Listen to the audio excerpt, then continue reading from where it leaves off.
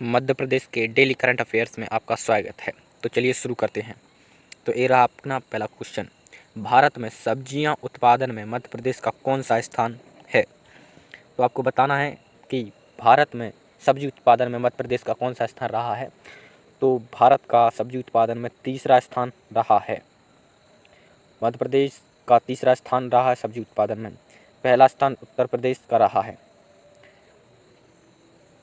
हाल ही में किस देश में आर्थिक संकट की वजह से सार्वजनिक आपातकाल की घोषणा की गई है?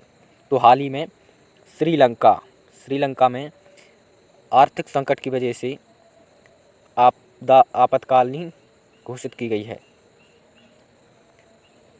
तो आपको बताना है अंतर्राष्ट्रीय बाल पुस्तक दिवस कब मनाया गया? तो हाल ही में 2 अप्रैल को अंतर्राष्ट्रीय बाल पुस्तक दिवस मनाया गया। हाल ही में प्रधानमंत्री ने किस देश में सीमा पार ट्रेन सेवा और रुपए भुगतान प्रणाली का शुभारंभ किया? तो हाल ही में नेपाल देश के साथ प्रधानमंत्री ने सीमा पार ट्रेन सेवा और रुपए भुगतान प्रणाली का शुभारंभ किया। हाल ही में एनडीए के नए कमांडर कौन बने हैं? तो हाल ही में एनडीए के नए कमांडर अजय कोचर जी बने हैं। हाल ही में किस राज्य ने नंदिनी क्षीरा समृद्धि सरकारी बैंक की स्थापना की है?